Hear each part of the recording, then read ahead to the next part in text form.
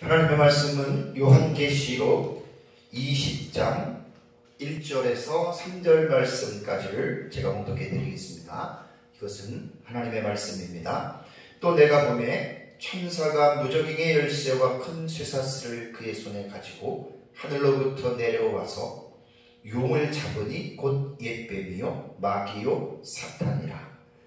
잡아서 1000년 동안 결박하여 무저갱에 던져 넣어 잠그고 그 위에 임봉하여 1000년이 차도록 다시는 만국을 미혹하지 못하게 하였는데 그 후에는 반드시 잠깐 노일이라. 아멘. 지난주에는 2000년 교회 역사를 통해서 요한계시록 2장 1절과 7절에 1000년이라고 하는 기리아의 때가 6번이 나오죠. 6번이 나오는데 이 1000년에 대한 이 용어를 가지고 이제 2000년 교회 역사를 통해서 어떻게 천년기설이, 천년왕국설이 진행되어 왔는지에 대해서 제가 지난주에 말씀을 드렸습니다. 초대 교부 시대, 보통 2세기에서 4세기, 또 어떤 분들은 8세기까지도 말하는 학자가 있는데 2세기부터 4세기까지는 이제 역사적 전천년의 종말론이 지배적이었습니다. 그리고 5세기 이후부터 이제 종교개혁까지는 이제 무천년의 종말론이 이제 지배적이었고요. 그 다음에 17세기에서 18세기에는 무천년에서 분화가 된 이제 후천년의 사상이 지배적이었다라고 말씀을 드렸습니다. 그리고 19세기 중반과 20세기 중반까지는 역사적 전천년에서 분화가 된 세대주의 전천년설이 이제 지배적이었습니다. 그리고 20세기 중반부터는 이제 세대주의의 전천년에 그릇된 사상들이 비판을 받게 되면서 이제 역사적 전천년과 세대주의가 분명하게 선을 긋는 이제 그러한 신학적 입장이 이제 정리가 되기 시작했습니다. 그래서 역사적 전천년주의 신학자였던 조지레드 박사는 그의 저서의 복된 소망, 재림과 휴거라고 하는 이 책에서 세대주의 전천년설의 잘못된 사상을 조목조목 반박을 하면서 역사적 전천년과 세대주의는 다르다라고 하는 이 부분을 분명하게 조지레드 박사는 그 책에서 이제 기록을 했습니다. 그렇다면 이제 지금 현 시대는 이제 이 종말론의 사상이 전 세계적으로 어떻게 이 종말론의 사상이 지금 움직이고 있는가? 그것은 약 한 40여 년 전부터요. 이제 20세기 중반을 넘어서면서부터 전 세계의 종말론은 어느 한 가지의 특정한 사상만을 주장하지 않아요. 한 가지의 특정한 사상만을 주장하지 않고 어떤 각 학파들의 장점들을 절충해서 종합적인 해석법을 추구하는 것이 사실 오늘날의 현재의 상황입니다. 그래서 한국교회에도 보면은 종말론에 대해서 이제는 전천년이 오르냐, 무천년이 오르냐, 세대주의가 오르냐, 후천년이 오르냐라고 하는 한 20여 년 전부터 이러한 논쟁들이 한국교회 안에 거의 사라지게 됐어요. 지금도 한국교회 안에서 종말론에 대해서 특별히 이렇게 강조하거나 개인들 외에는 특별하게 한국교회 전체적으로 이런 부분들이 논쟁이 되는 일이 거의 없습니다. 그 이유는 바로 이제 그 종합적인 해석법을 전 세계가 그렇게 지향하고 있기 때문에 한국교회도 거기에 영향을 받아서 이제 그렇게 종합적인 해석들을 지금 취하는 것으로 생각을 하면 됩니다. 자, 이번 시간에는 그 천년기에 대한 이 천년이라고 하는 이 용어에서 천년왕국이 발전이 됐다라고 말씀을 드렸잖아요. 그러면 천년기설, 천년왕국 할 때 이제 역사적 전천년, 그 다음에 무천년, 그 다음에 후천년, 그 다음에 세대주의 전천년이 2000년 교회 역사를 통해서 이렇게 지금 진행이 되어져 왔는데 이 전천년, 무천년, 후천년, 세대주의 전천년이라고 하는 이 용어에 대해서 상당히 혼란이 많습니다. 모르시는 분들은 모르기 때문에 그냥 그래 하고 지나가고 넘어가지만 아시는 분들은 요 천년왕국에 대한 요 용어를 어떻게 표현하느냐에 따라서 사실은 상당히 헷갈려요. 그래서 먼저 천년왕국에 대한 4가지의 이 천년왕국설에 대한 내용을 말씀드리기 전에 먼저 이제 천년왕국이라고 하는 이 용어에 대한 정리를 먼저 제가 말씀을 드리려고 합니다. 자, 이 4가지의 천년왕국에 대한 이 명칭은 뭘 생각해야 되냐면 예수님의 재림이라고 하는 이 사상을 반드시 여러분 주제를 생각을 해야 됩니다. 왜냐하면 예수님의 재림과 천년왕국은 떼어서 생각할 수 있는 내용이 아닙니다. 그래서 역사적 전천년이라고 하는, 우리말에 이제 전천년이라는 말이 붙잖아요. 영어로는 Historic Premillennialism이라고 이제 말을 하는데, 이 말이 뭐냐면 예수님께서 천년왕국 전에 재림을 하신다라는 말입니다. 근데 전천년 앞에 역사적이라고 하는 히스토릭이라고 하는 이 용어가 붙은 수식이 되는 것은 몇 가지 의미가 있겠지만 가장 큰 의미로는 세대주의 전천년과의 구별을 하기 위해서 이 명칭을 붙였다라고 생각을 해도 틀리지 않습니다. 다음에 무천년이라고 하는 용어는 우리말에 무자가 없을 무자잖아요. 천년이 없다라고 하는 말이고요. 영어로는 아밀레니언즘이라고 말을 합니다. 그러니까 이 말은 뭐냐면 예수님께서 재림하신 이후에 이 세상에 천년왕국이 없다라고 하는 이러한 의미 속에서 무천년이라고 하는 용어가 만들어진 거예요. 요 뒤에서 자세하게 제가 말씀을 드리겠습니다. 그렇다고 무천년은 천년기가 없다고 하는 게 아닙니다. 천년기를 분명하게 믿는데 우리와는 다르고 역사적 전천년에서 말하는 예수님 재림 이후에 이 땅에 천년왕국이 없다. 그래서 용어를 무천년이라고 붙였습니다. 다음에 후천년이라고 하는 용어는 우리말은 천년 후라는 말이잖아요.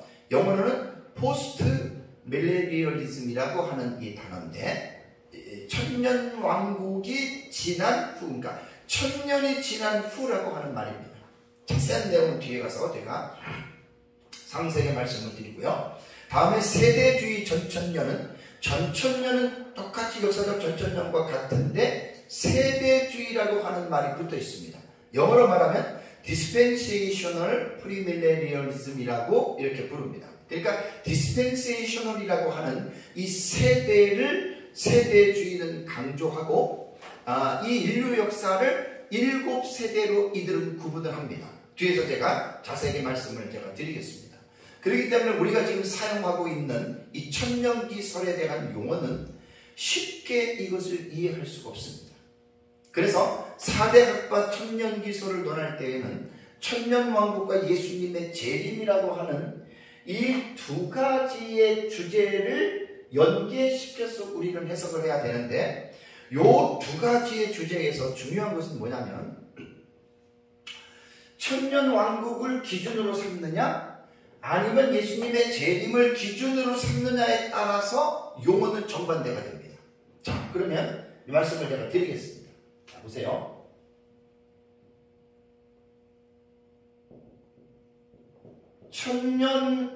천년왕국이 기준이 되고 예수님의 재림을 논한다면 어떠한 입장이 나오냐면은 자, 예수님이 재림, 자, 천년왕국 이건 뭐죠?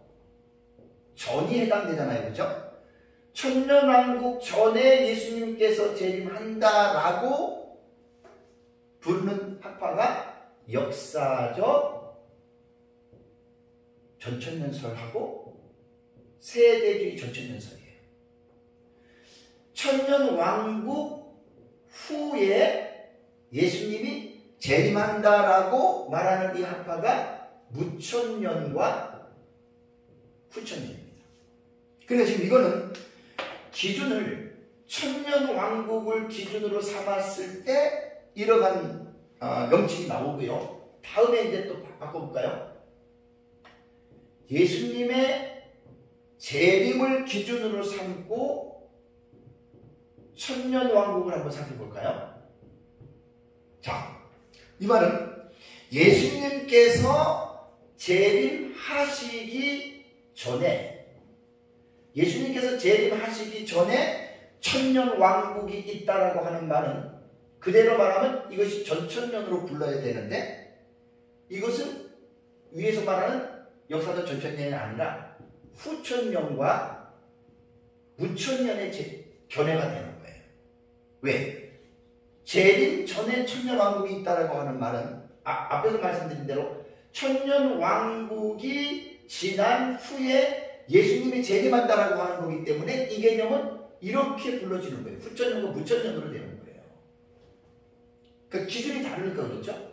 또 예수님이 재림하신 후에 천년 왕국이 있다라고 하는 건 후천년으로 불러야 되는데 이것은 기준이 달라졌기 때문에 예수님 재림한 다음에 천년 왕국이 있다라고 하는 말은 사실은 전천년 기서를 부를 때 이렇게 말을 하는 거예요.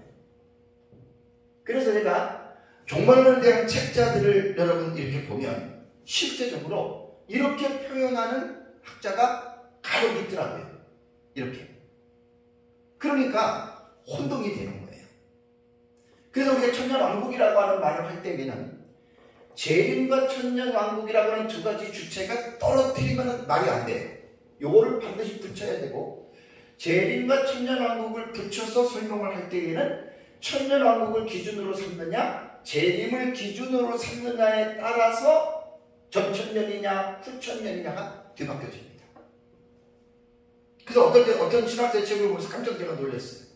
이거는 분명히 전천년인데 왜 후천년이라고 말을 할까? 그 학자는 재림을 기준으로 천년왕국을 보니까 예수님 재림하신 후에 천년왕국이 있다. 이것이 바로 전천년 사상입니다.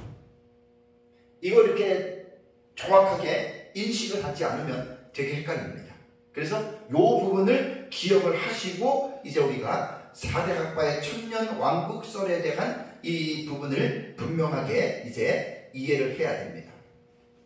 그래서 우리가 지금 이제 보고 있는 우리가 지금 현재 말하는 역사적 전천년, 그 다음에 무천년, 후천년, 그 다음에 이제 세대주의 전천년이라고 말을 할 때에는 이게 위에가 해당이 되는 거예요.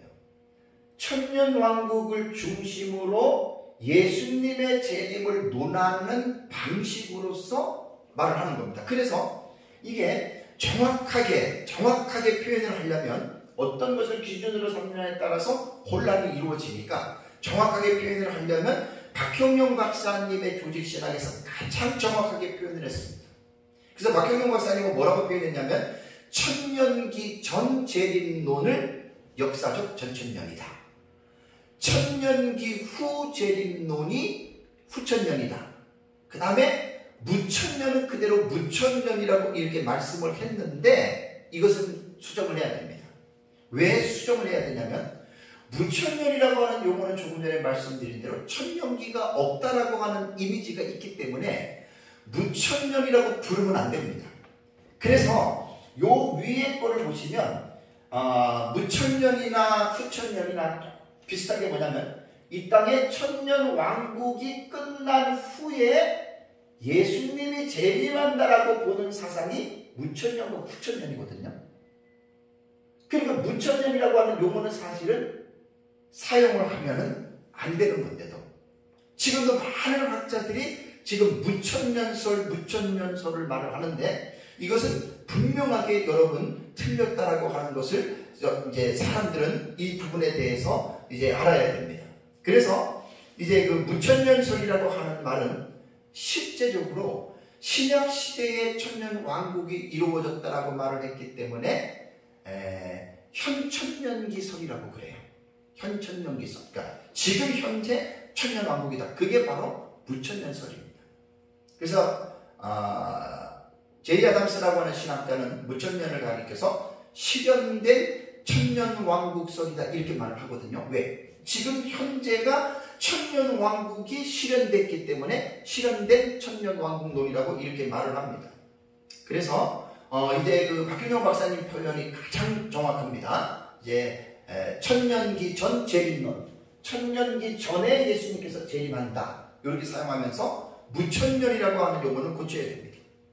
후천년으로 부르는 것이 가장 합당합니다. 자, 그러면 천년왕국에 대해서 이렇게 보통 4가지의 학설이 역사적 전천년, 그 다음에 무천년, 그 다음에 후천년, 세대주의의 전천년이라고 하는 이제 이러한 천년왕국 설들이 있는데, 우리가 천년왕국에 대해서 중요한 것은 뭐냐면, 객관적으로 목회자들은 성도들을 가르쳐야 할 필요가 있습니다. 왜 그러냐면, 제가 이제 겪어본 거예요. 제가 이제 예수님을 한 30여 년 동안 믿을 때에는, 저는 우리가 말하는 무천년설로 저는 그냥 신학교 다닐 때도 그렇고 저는 그렇게 생각을 했습니다. 그러니까 무천년은 뭐냐면, 예수님 천년왕국이 이루어진 다음에 예수님의 재림이 있다. 이게 이제 전천년과 반대잖아요. 그러니까 저는 그냥 이런 무천년설로 그냥 알고 있었고, 또 그렇다고 뭐 무천년을 종말론을 연구한 적이 없습니다. 그러다가 제가 한 10여 년 전쯤에 이제 전천년에 대한 좋은 민병성 목사님 스승을 만나면서 역사적 전천년을 배우고, 이게 전천년이 성경적으로 더 제가 볼 때는 더 이것이 합당하다라고 생각을 해서 제가 역사적 전천년으로 이제 종말론의 사상을 이제 바꾼 거잖아요. 여기서 지금 우리 교회에서 지금 고향 세대가 이제 30년이잖아요. 뭐 총 한 32년은 제가 목회를 하면서 상당히 우리 교회 성도들에게 이제 여러분들에게 설교할 때 그때 10여 년 전에 엄청나게 제가 고민을 많이 했습니다. 왜냐하면 제가 여기서 한 30여 년 동안 제가 고향지수 목회를 하면서 무천년이었기 때문에 전천년, 천년왕국에 대한 설교를 거의 안 했습니다. 아니, 무천년의 종말론은 천년왕국에 대해서 별로 강조 안 합니다.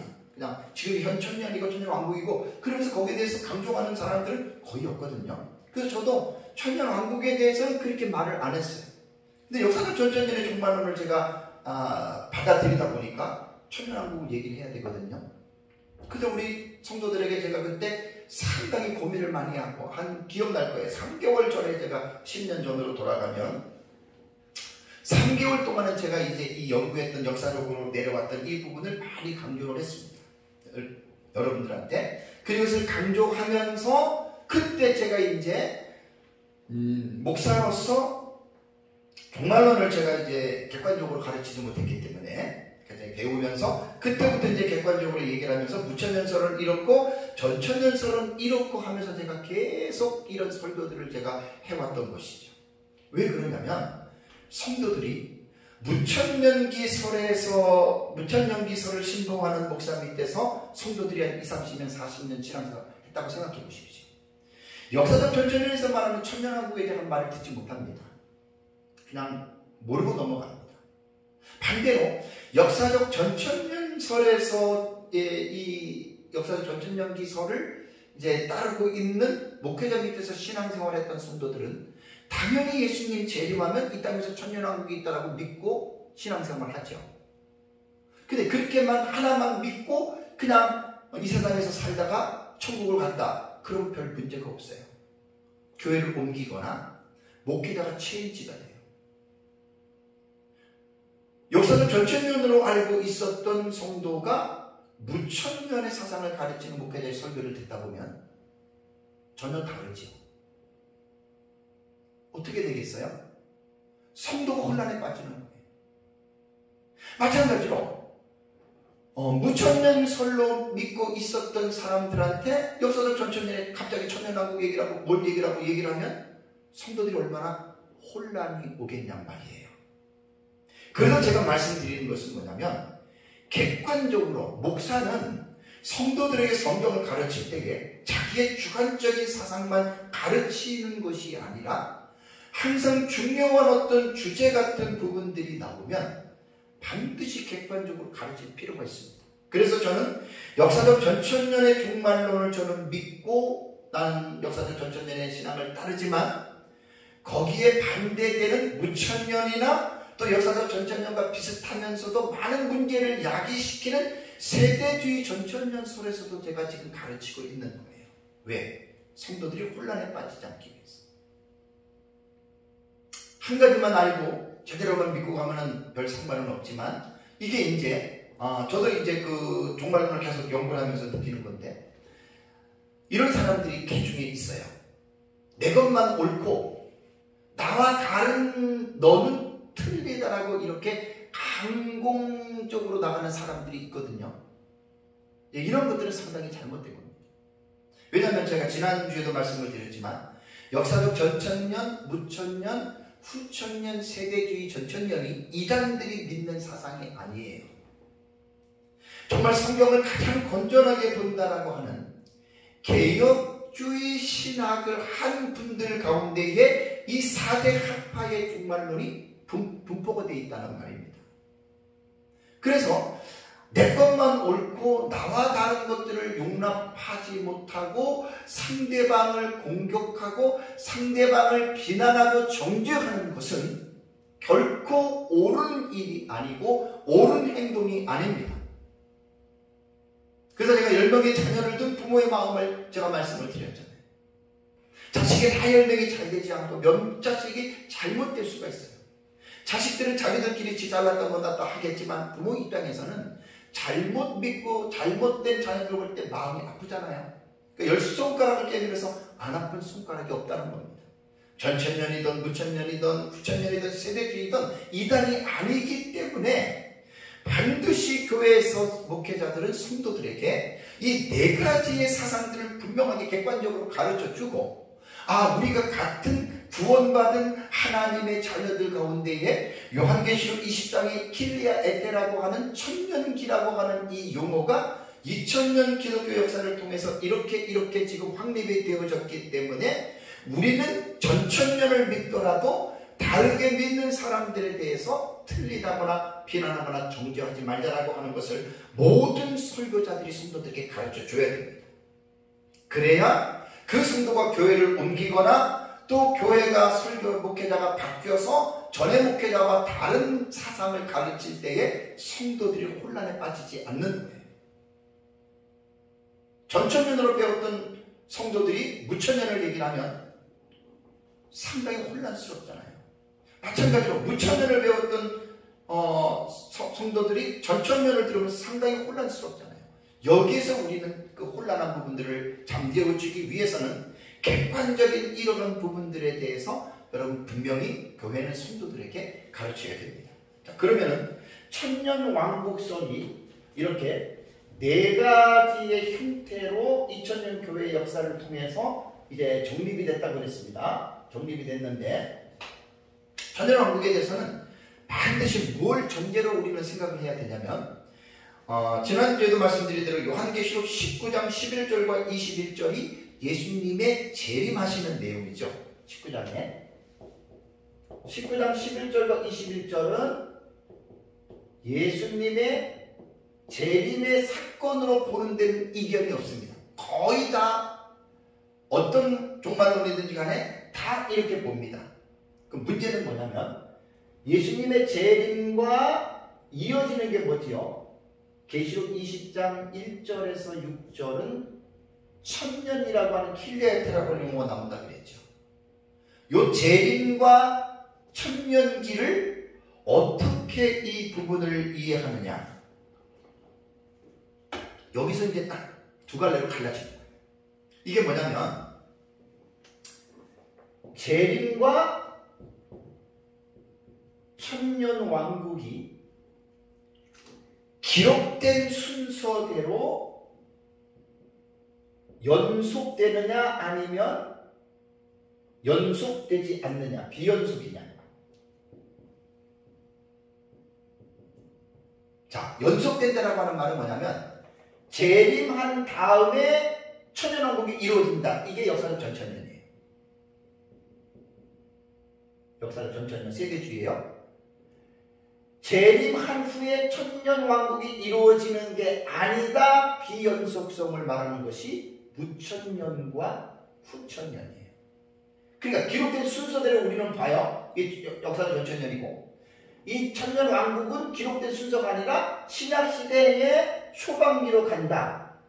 그러니까 사건을 연속적으로 비연속적으로 보는 게 이것이 무천년과 후천년의 사상이라는 거예요. 그래서 계시록 20장 19장과 20장의 요 내용을 가지고 어떻게 보느냐에 따라서 전천년과 무천년이 여기서 갈라지고요. 다음에 2번째는 뭘 생각해야 되냐면 천년이라고 하는 이 용어를, 천년이라고 하는 이 기간을 문자로 보느냐 상징으로 보느냐에 따라서 또 달라집니다. 문자로 보는 것이 역사적 전천년이고 상징으로 보는 것이 여러분 후천년입니다. 다음에 또 생각해야 될 것이 천년기에 대한 장소를 먼저 봐야 돼요. 장소적으로 볼 때 이 세상으로, 이 땅으로 보는 해석이 역사적 전천년과 세대주의고, 두 번째는 장소가 이 세상과 하늘로, 천국으로 두 가지를 보는 것이, 이것이 바로 무천년과 후천년의 중반부입니다. 그래서 천년왕국에 대한 이 내용을 볼 때는 기본적으로 요 한 세 가지 정도 천년기에 대한 해석을 어떻게 하느냐에 따라서 이제 역사적 전천년과 무천년이 보는 차이가 이제 이렇게 형성이 됩니다. 그러면 이제 천년왕국설에 대해서 제가 간략하게 도표를 제가 이제 말씀을 제가 드리겠습니다. 이 천년왕국설은 역사적 2000년 역사를 통해서 진행해왔던 순서대로 제가 이제 말씀을 제가 드리겠습니다. 자, 보통 2세기에서 4세기까지는 교회사 학자들의 글을 보면 거의 다가 초대교부 시대에는 역사적 전천년의 종말론으로 요한계시록을 봤다 그랬죠. 그러니까 조금 전에 제가 말씀드린 대로 역사적 전천년의 특징이 뭐냐면 19장의 예수님의 재림과 20장의 천년기를 연속적으로 보는 게 역사적 전천년이에요. 그래서 예수님이 재림하시고 이 땅을 심판하신 다음에 이 세상을 하나님이 새롭게 창조해서 이 세상에서 천년 동안의 왕국이 있을 것이다. 이것이 바로 역사적 전천년인데, 초대 교부의 이제 그 유명했던 사도 요한의 제자였던 파피라스와 그다음에 저스틴, 이레네우스, 터툴리안, 락틴티우스와 같은 이그나티우스, 이러한 그 초대 교부들이 유명한 교부들이 이러한 종말론에 대한 사상을 그들이 지향하고 있었습니다.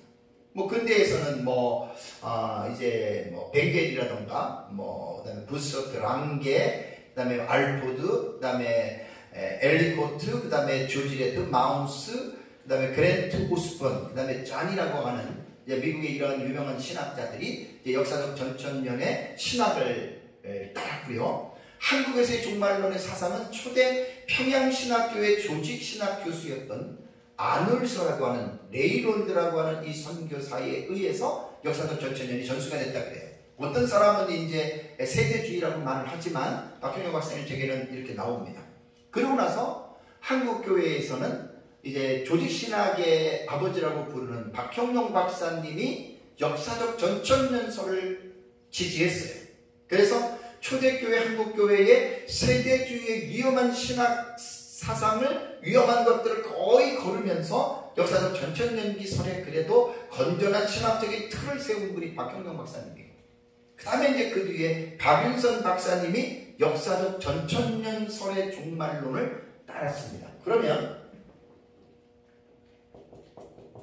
역사적 전천년기 설의 종말론을 도표로 제가 간단하게 말씀을 제가 드리겠습니다. 자, 예수님의 초림이 있어요. 예수님의 초림이 있고 쭉 가가지고 예수님의 재림이 있습니다. 그러면 역사적 전천년은 두 가지 방식이 있어요. 한 가지는 뭐냐면 넓게 보는 방식과 좁게 보는 방식이에요. 넓게 보는 방식은 신약시대, 이게 이제 신약시대잖아요.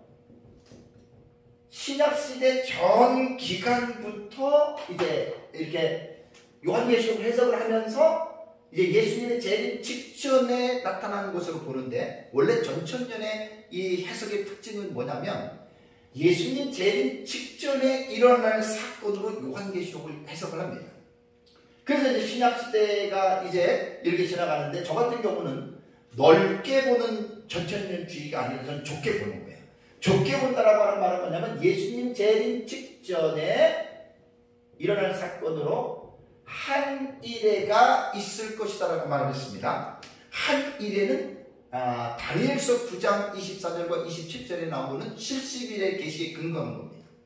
그 70일의 계시에서 한 일회가 남았는데 우리는 한 일회를 7년의 기간으로 본다고 했습니다.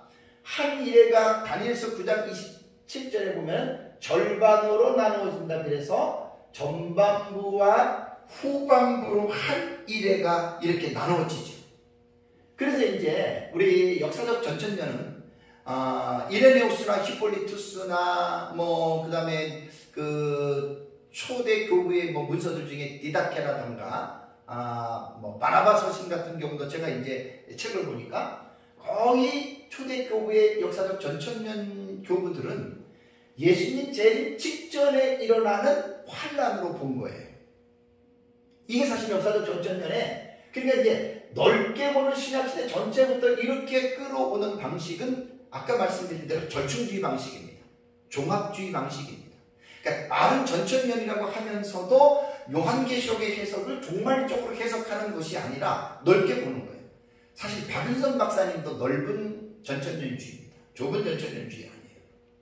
초대 교부들은 거의 좁은 전천년으로 봤다라고 하는 것, 이걸 꼭 기억을 하셔야 됩니다. 그리고 나서 한일가 오면은 이제 두 증인의 사역도 나타나고 적그리스도가 등장을 하죠. 그래서 한 일회가 마칠 때 예수님이 재림을 하고 이 세상이 7번째 대접으로 심판을 받고 그 다음에 하나님이 이 폐허가 된 지구를 다시 재창조하죠. 그 다음에 이루어지는 게 뭐냐면 역사적 전천년주의자들은 모두가 다 천년왕국이 이 세상에서 이루어질 것으로 믿는 것이 역사적 전천년의 종말론 신앙입니다. 그래서 이제 이것이 한 4세기 때까지는 나름대로 이것이 이제 유지가 되어 왔죠. 유지가 되어 왔는데, 다음에 이제 무천년의 종말론에 대해서 말씀드릴게요.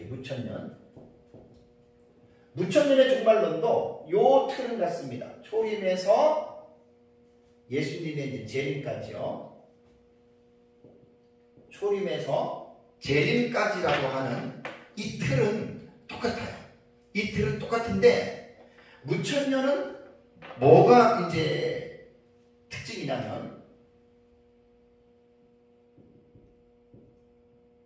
신약시대 전 기간을 무천년은 천년왕국으로 보고 있는 거예요. 그러니까 예수님이 재림한 다음에 전천년은 천년왕국이 이 땅에 있는다 이렇게 말하는 것이 아니라 신약시대가 현재 지금 천년왕국의 시대를 우리가 살고 있다. 이게 무천년이 말하는 겁니다. 그러면서 이제 무천년은 이제 천년왕국이 끝나기 직전에 대환란을 온다고 믿고 또 그 다음에 적그리스도가 출현한다고 믿습니다. 이것은 역사적 전천년도 한 일회 전에 환란의 기간이 임하는데 우리는 후 3년의 후반부의 3년만을 우리는 대환란으로 보거든요. 적그리스도는 한 일회가 시작이 되면서 적그리스도가 출현한다라고 봅니다. 그러니까 무천년과 전천년이 종말론의 요한계시록을 해석을 들어가면 거의 안 맞아요. 그런데 마지막에 겹치는 부분이 뭐냐면 대환란과 적그리스도의 요 부분은 전천년과 겹칩니다. 그런데 전천년은 문자적으로 한 일에 7년 안에 이루어지는 것으로 보기 때문에 무천년은 기간은 우리처럼 정해놓은 기간이 아닙니다. 그리고 나서 이제 한 일회가 마칠 때 이제 그 무천년은 곡과 마곡에 대한 심판이 계시록 20장 그 이후에 보면은 20장 그 8절과 9절에 보면은요. 8절과 9절에 보면은 7절과 8절에 보면은 곡과 마곡의 심판이 나와요. 이게 이제 전천년과 어디가 다르냐면은 전천년은 천년왕국 마지막에 끝에 곡과 마곡의 심판이 나오거든요. 이런 부분에서는 차이가 있는 거예요. 그래서 이제 무천년의 특징은 뭐냐면 신약시대 현재를 천년왕국으로 보고 있다라고 하는 이것이 바로 무천년입니다. 그러고 나서 이제 18세기에 후천년이 등장을 하잖아요.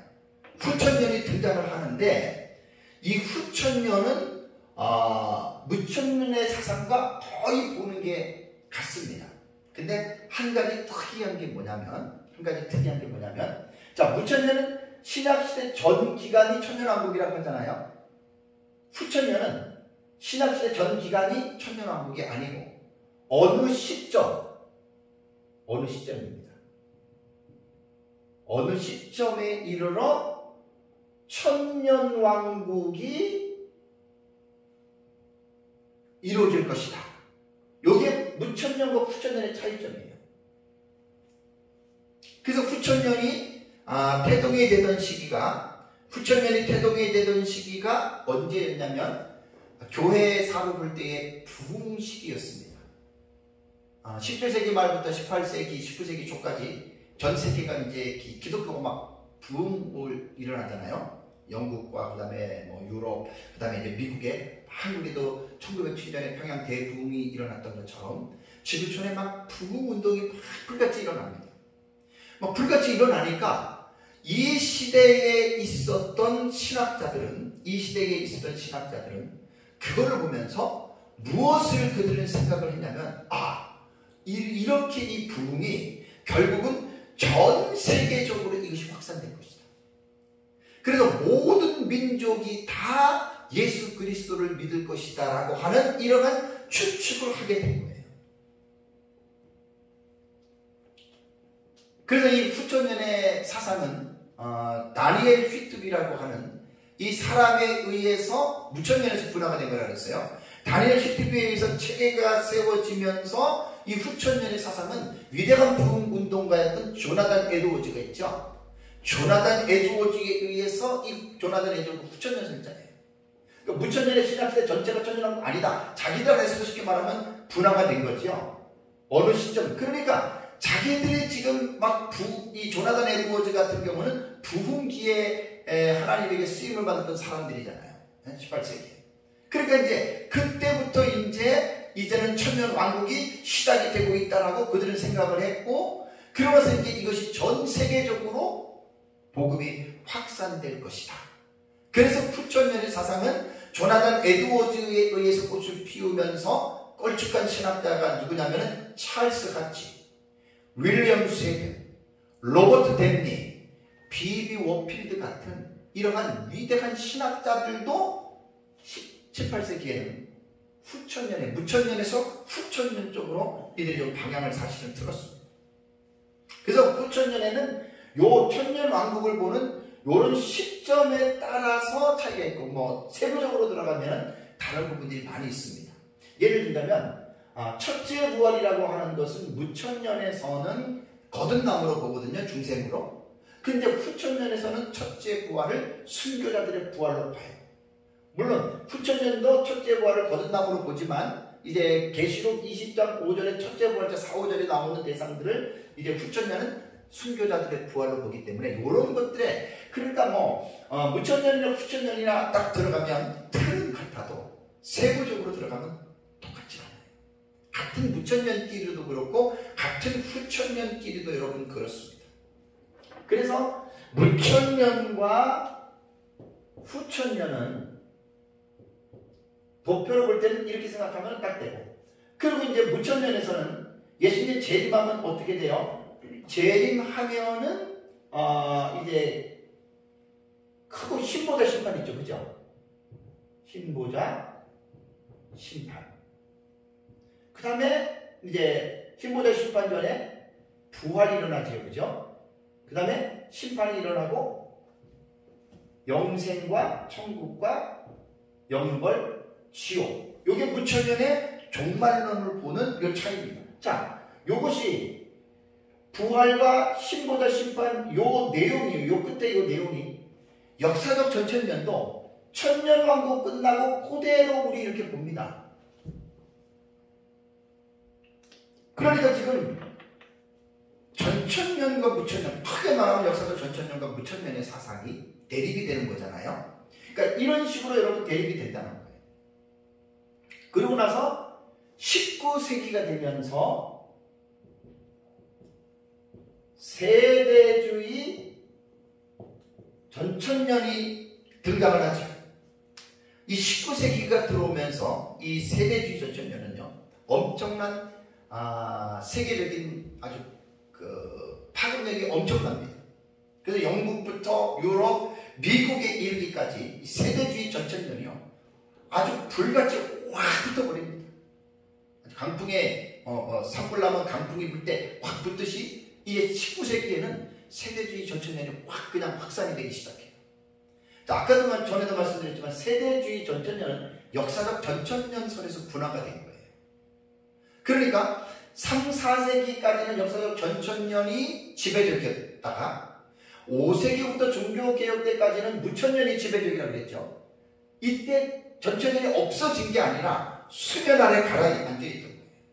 그 다음에 17, 18세기에 후천년이 지배적이었다고 했을 때 무천년이 없어진 게 아니라 전천년과 무천년은 수면 아래에 있었어요. 그러다가 19세기에 대해서 세대주의가 전 세계적으로 확 불이 붙으면서 전천년과 무천년과 후천년이 없어진 게 아니라 그만큼 세대주의에 비해서 파급력이 약해졌다는 이야기죠. 그래서 세대주의의 이 특징은요, 7시대를 주장하는 것이 세대주의의 특징입니다. 첫 번째는 무제시대. 이 무제시대는 창조부터 인류 타락 전까지의 기간을 무제시대라고 이들이 세대를 이렇게 구분을 하고, 다음에 두 번째가 양심시대라고 말을 하면서, 양심시대는 인류 아담과 하와가 타락할 때부터 노아 시대까지를 양심시대로 봐요. 그 다음에 세 번째 시대는 노아부터 아브라함까지의 그 기간을 인간 통치 시대로 이들이 구분하는 겁니다. 이것은 세대주의자들이.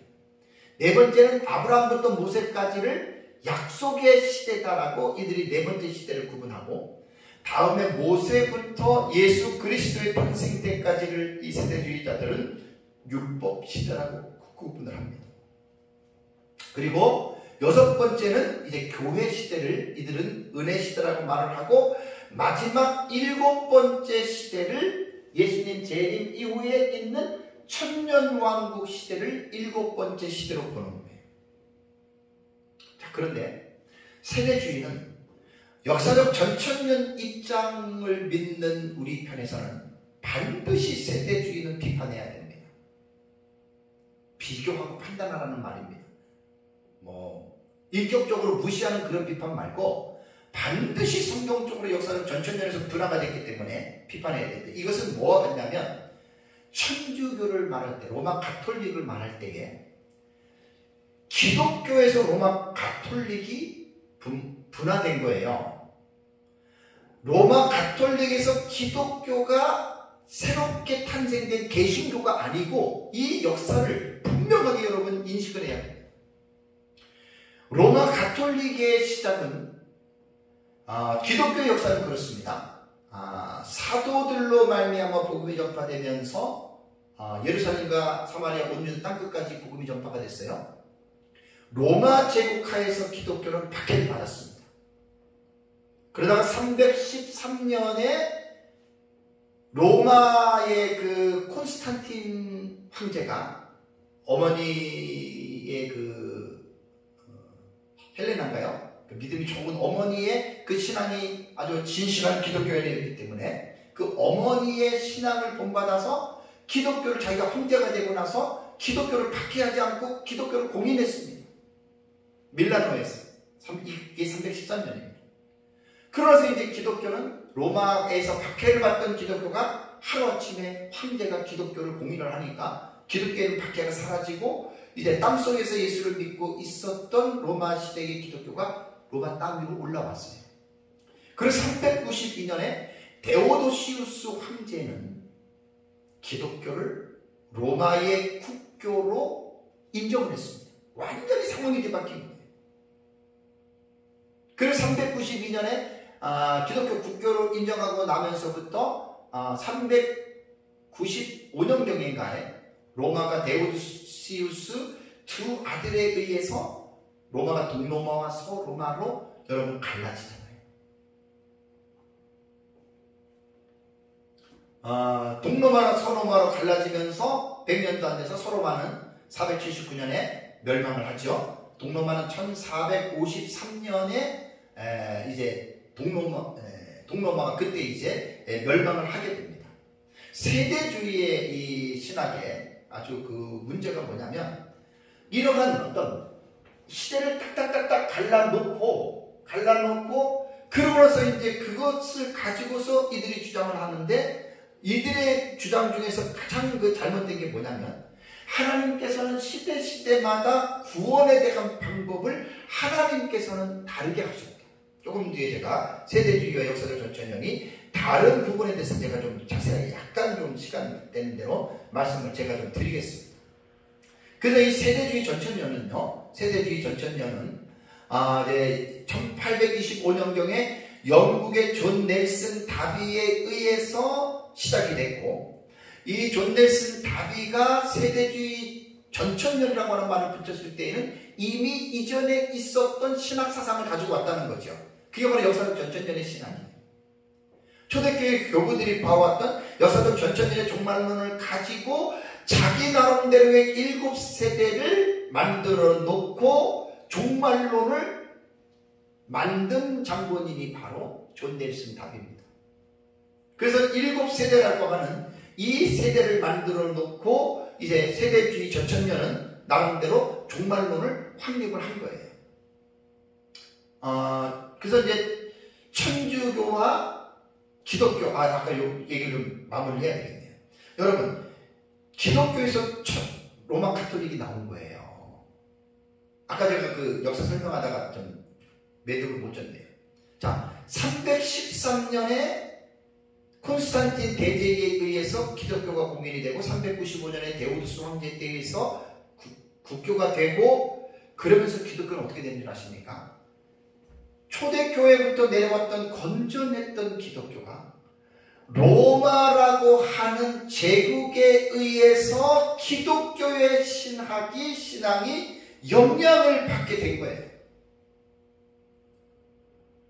교회학자들에 의하면 중세의 시작을 590년에 그레고리 1세 때를 중세 시작으로 보거든요. 그래서 중세 시대 약 1000년 기간을 영적인 암흑 시대로 우리는 말을 하죠. 왜 영적인 암흑 시대라고 말하는 줄 아십니까? 로마라고 하는 제국이 순수했던 기독교를 완전히 혼합시키고 타락시키고 진리를 완전히 변질시켜 버린 것이, 이것이 로마 가톨릭이에요. 그래서 1517년에 루터에 의해서 이루어진 종교개혁은 새로운 어떤 종교를 창설한 것이 아니라 로마가 기독교를 지배하던 313년에 콘스탄틴 대제 때에는 특별히 기독교를 혼자밖에 한 건 없어요. 점점 가면 갈수록 이제 로마라고 하는 제국이 기독교를 변질시켰기 때문에. 그러니까 종교개혁은 뭐냐면 초대교회로 다시 돌아가는 거예요. 그러니까 로마가 기독교를 이제 간섭하기 시작하기 그 이전에 건전했던 종교로 돌아가자고 하는 것이 종교개혁이 여러분 그겁니다. 그래서 가톨릭이 구교고 기독교가 신교다. 이거는 정말로 그 역사적인 그 무지의 소치를 가진 사람들이 하는 행동이에요. 우리는 절대 기독교를 신교라고 개신교라고 불러서는 안 됩니다. 로마 가톨릭이라고 하는 로마가 기독교를 이제 간섭하는 시점부터, 그것이 로마 가톨릭이 시작을 그때 보는 것이 가장 올바른 역사가 아닙니다. 그래서 우리는 역사에 대한 이런 분명한 여러분 인식을 가지고 있어야 되고, 로마 가톨릭에서 기독교가 새롭게 신조가 나온 게 아니에요. 이렇게 말하면 절대 안 됩니다. 다시 우리는 원래대로 로마가 더럽힌 로마 가톨릭의 로마가 더럽힌 종교가 가톨릭이란 말이에요. 가톨릭, 캐서릭 처치. 용어는 아주 좋아요. 그렇게 해놓은 것이 로마 가톨릭은 바로 로마가, 그래서 가톨릭을 말할 때는 로마라고 하는 명칭을 꼭 붙여야 됩니다. 로마 가톨릭입니다. 우리 기독교는 개신교라고 하는 용어를 거부해야 됩니다. 기독교입니다. 초대부터. 그래서 이제 세대주의 전천년으로 다시 돌아가면, 세대주의는 7세대를 세워놓고, 세대주의에서 정말 문제가 많은데, 세대주의는 이 마지막 한 일회로 보는, 좁은 미래로 보는 것은 전천년과 똑같아요. 왜냐하면 다비가 그 초대교부의 전천년의 그 사상을 물려받았기 때문에 똑같이, 이거는 하늘의 7년 전반 후반 똑같이 보는 거예요. 뭐가 이제 문제가 생기냐면, 한 일회를 세대주의는 7년 대환란이라고 부릅니다. 자, 7년이라고 용어는 맞습니다. 이거는 초대교부부터 그렇게 써왔던 겁니다. 자, 환란 맞습니다. 그런데 7년 전체가 대환란은 아닙니다. 후 3년반으로 우리는 대환란으로 봅니다. 이렇게 세부적으로 들어가면 전천년과 세대주의는 비슷한 것 같지만 엄청 달라요. 그리고 세대주의는 다비가 뭐라고 얘기하냐면, 7년 환란 전에 예수님께서 공중 재림을 한다. 그들이 만들어 놓은 인본적인 가설이에요. 그리고 공중 재림할 때 환란 전에 교회가 휴거된다. 이것이 뭐냐면 환란 전 휴거설이에요. 이 세대주의의 특징인데 아주 전천년하고는 전혀 다른 거죠. 이런 부분들이 세대주의의 특징이고, 그 다음에 7년의 시간이 지난 다음에 예수님의 우리가 말하는 무천년과 전천년 말하는 이 재림은 지상 재림으로 똑같이 봅니다. 그럼 세대주의는 뭐가 달라요? 예수님의 재림이 두 번이 되죠. 성경 어디를 봐도 예수님의 재림 두 번 아닙니다. 한 번입니다. 그러니까 역사적 전천년은 건전합니다. 초대교우들이 그렇게 봐왔고, 박경영, 박윤선 그렇게 봐도 우리는 재림 한 번으로 보는데, 세대주의가 19세기에 출현하면서 이러한 엉뚱한 내용들을 말하기 시작한 거예요. 자, 그럼 제가 마지막으로 역사적 전천년과 세대주의는 같지 않다라고 하는 말을 꼭 기억을 해야 됩니다. 자, 로마 가톨릭이 기독교에서 나왔잖아요. 기독교를 덜어펴놨잖아요. 기독교에서 믿고 있는 거 가톨릭도 믿어요. 똑같이 믿으면 왜 가톨릭을 이단이라고 잘못했다고 하겠습니까? 기독교 믿는 거 믿으면서 또 없는 거 막 짬뽕 시켜가지고 막 혼합을 시켜난 심플티즘이에요. 혼합 종교예요, 가톨릭은. 자, 세대주의를 마치 이렇게 보면 됩니다. 전천년의 사상을 믿어요. 전천년을 따라요. 그러면서도 넬슨 다비에 의해서 성경에 없는 위험한 생각들을 세대주의는 막 짬뽕을 시켜갖고 혼합을 시켜놨다. 그 말로 생각하면 딱 맞습니다. 그래서 저는 역사적 전천년을 믿는 목사로서 천주교와 기독교를 디바인해야 돼요. 세퍼레이티드, 구별시켜야 되듯이 역사적 전천년과 세대주의는 같은 게 아니라 반드시 이것을 구별시켜야 된다고 하는 게 제 주장입니다. 지금 한국교회 안에 역사적 전천년의 큰 문제가 뭐냐면, 세대주의와 역사적 전천년의 정체성이 지금 혼란스러워요. 구별들이 잘 안 됐어요. 그냥 이런 것 정도만 전천년에서 잘못됐다라고만 이야기할 뿐이지, 세대주의 안에 들어가면 잘못된 내용들이 한두 가지가 아닙니다. 너무 많습니다. 잘못됐다라고 하는 개념은 개인의 주관적으로 평가를 하는 것이 아니라 성경적으로 볼 때, 신학적으로 볼 때 위험한 사상들이 세대주의 안에는 많이 담겨져 있습니다.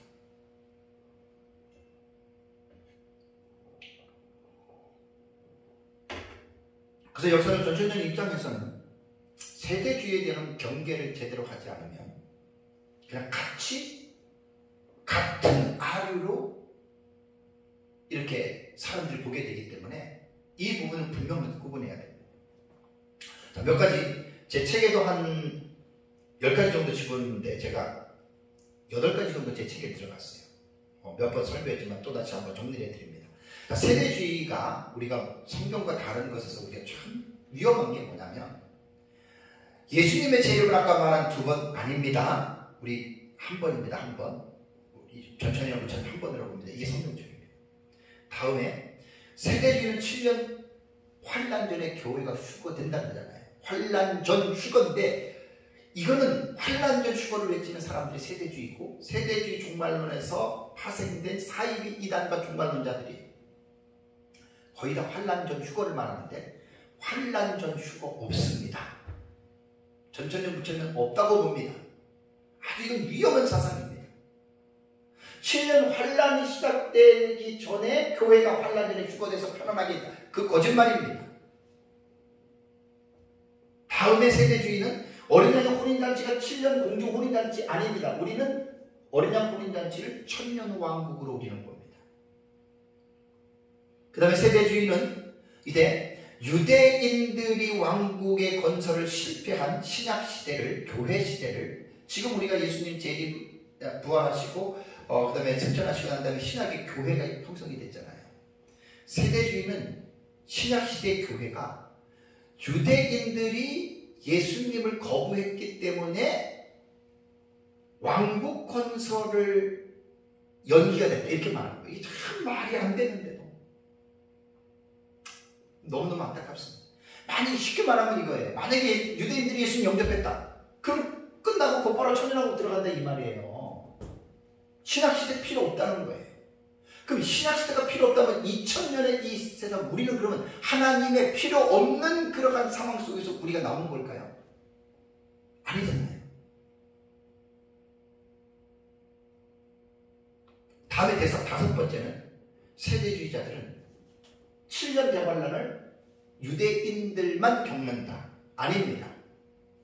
교회도 환란기에 들어가서 환란을 겪고 환란을 통과해야 됩니다. 이것은 무천년과 전천년 공이 같이 주장하는 겁니다. 환란을 겪습니다. 우리가 환란 대비하는 신앙생활을 해야 됩니다.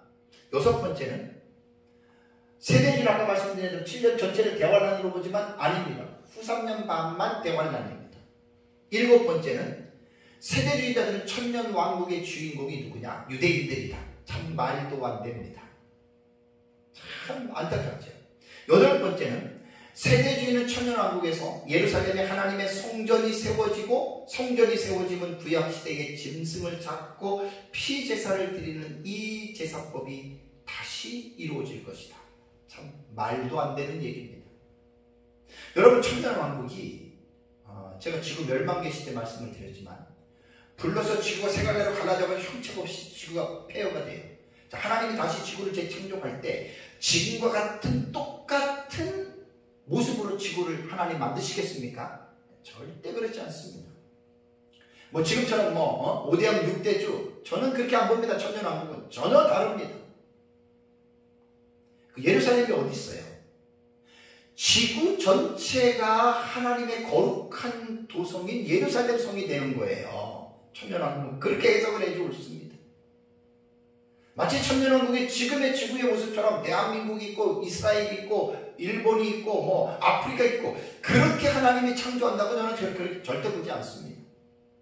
하나님이 창조하시는 이 지구는 우리가 상상할 수 없을 정도로 지구를 새롭게 새하늘과 새 땅이라고 표현했듯이 하나님은 천년왕국을 그렇게 만들어서 하기 때문에 세대주의자들이 예루살렘에서 다시, 이거 말이 안 되는 거예요. 짐승의 제사는 예수님의 십자가의 피에 대한 그 그림자 아닙니까? 예수님이 이미 용서했는데 또 우리가 그 제사를, 피제사를 드릴 필요가 뭐가 있습니까? 이게 세대주의 위험한 거예요. 다음에 9번째는, 세대주의는 극단적인 문자적 해석이 돼. 모든 것을 문자로 봅니다.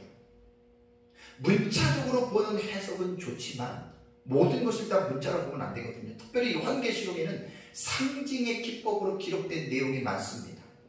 그 상징의 기법을 상징으로 봐야지, 그것을 문자로 보면 잘못된 거거든요. 마치 무천년은 문자로 봐야 될 것까지 상징으로 해석하니까 무천년의 문제고, 세대주의는 상징으로 봐야 될 것도 문자로 구하기 때문에 세대주의의 문제입니다. 그러니까 무천년과 세대주의는 극과 극의 해석법이기 때문에 우리는 따르지 않습니다. 그래서 역사적 전천년은 문자적 해석을 우리는 중시하면서도 상징의 해석을 한다라고 하는 것이 역사적 전천년의 장점입니다.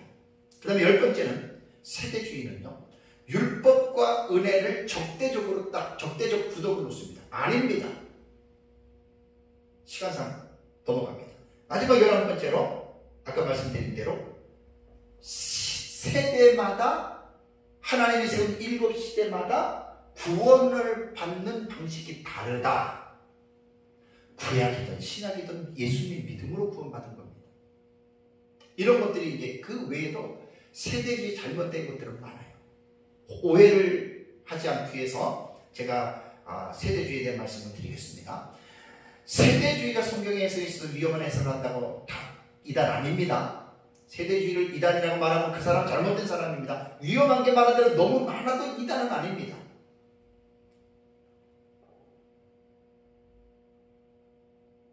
현재 미국의 세대주의 신학교들이 제가 알고 있는 학교 4개가 있습니다. 미국의 텍사스주의 달라스 신학교, 인디애나주의 그레이스 신학교, LA에 있는 탈봇 신학교, 필라델피아에 있는 바이블 유니버시티 신학교가 현재 세대주의 신학교입니다. 그 학교가 이단입니까? 아니죠. 제가 세대주의 앞에 11가지를 비판을 했는데 세대주의를 비판할 때는 조심해야 됩니다. 11가지의 비판 속에서 세대주의가 3번에, 1번, 2번, 3번에 점프를 하거든요. 존 넬슨 다빗 때에 만든 세대주의가 고전적 세대주의입니다. 클래시컬 디스펜세이셔널리즘이라고 부르죠. 고전적 세대주의가 이제 19세기에 시작될 때 생긴 거예요. 그래서 사실 세대주의가 그러고 나서 이제 개정 세대주의라고 리바이스드 디스펜세이셔널리즘이라고 세대주의가 1950년경에서 약 70년경에 이제 세대주의 학자들끼리 이때 이제 유명한 존 월무드라고 하는 학자가 이제 나옵니다. 그러면서 이들이 이제 개정 세대주의라고 하는 그 자기들의 이름을 새롭게 붙입니다. 이 말은 뭐냐면 고전적 세대주의에서 진전이 있었다는 거예요. 진보가. 그러면서 이제 1970년 이후에 점진적 세대주의라고 프로그레시브 디스펜세이셔널리즘이라고 하는 이 점진적 세대주의로 발전을 하는데 이 세대주의가 고전적 세대주의냐 개정 세대주의냐 점진적 세대주의냐에 따라서 사상들이 다릅니다. 본질이 다르다는 게 아니라 가면 갈수록 처음에 제가 지금 11가지 비판했던 것 중에서도 거의 다가 보면은 고전적 세대주의, 이 처음에 세대주의가 출현할 때 그때의 사상들이고 지금 개정 세대주의와 점진적 세대주의는 제가 11가지에 비판한 것 중에서도 상당수를 아마 수정했습니다.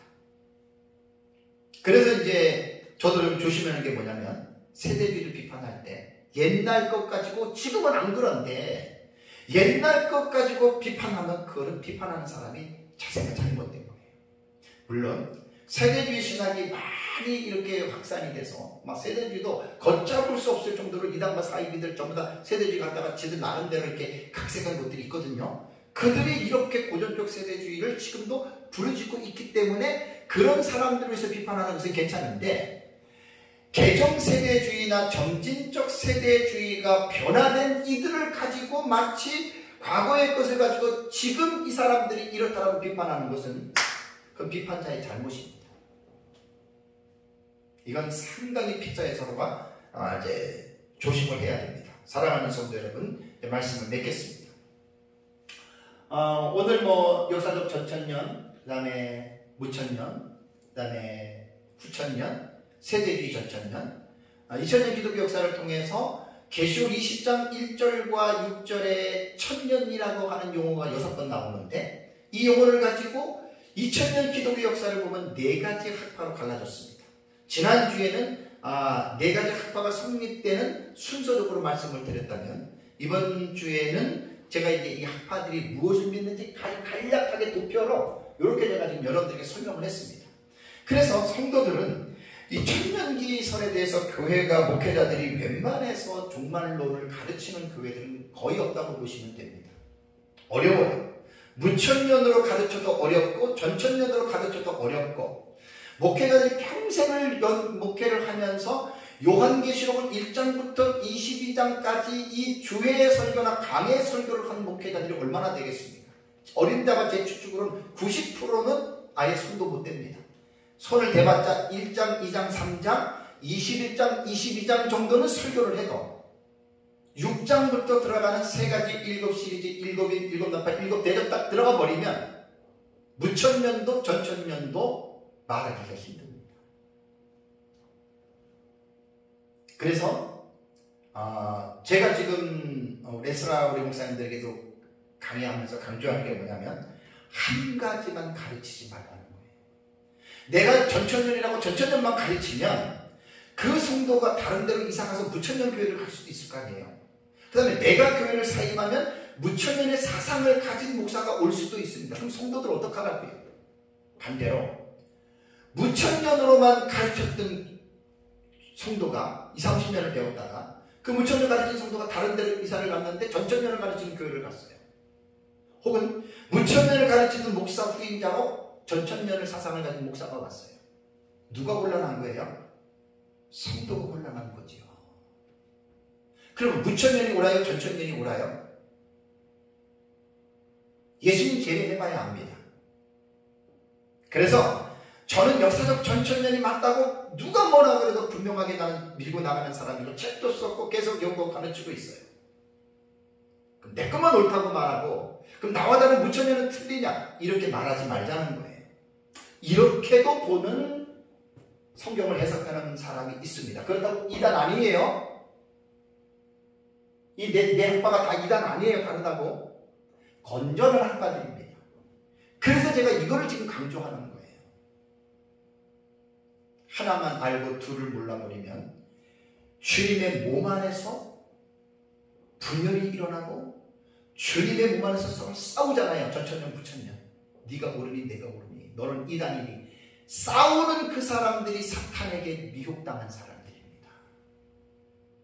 그래서 저는 전천년이든 무천년이든 세대주의든 후천년이든 자기가 가르칠 때는 그냥 마구잡이로 들은 대로 가르치지 말고, 제가 강조하는 대로 도법이라든가 이러한 풍성한 요한계시록을 신학적으로 읽는 지식을 가지고 전천년이든 무천년이든 후천년의 세대주의를 가르치라는 이야기예요.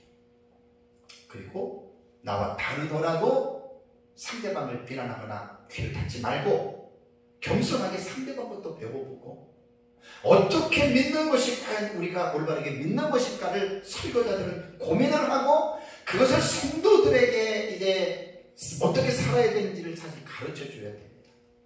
그래서 이번 시간에는 이제 그 4대 학파가 2000년 기독교 역사를 통해서 역사적 전천년, 무천년, 후천년, 세대주의 전천년으로 확립이 되어졌는데, 이 학파들은 도대체 무엇을 믿는가에 대해서 간략하게 이번 시간에 말씀을 드렸습니다. 그래서 오늘 말씀을 잘 기억하면서 우리가 천년기설이 좀 다르다고 해서 막 서로 싸우지 말고 제대로 믿고 어쨌든 잘 준비하면서 또 믿음으로 승리하는 삶을 살아가시기를 주님의 이름으로 축복합니다.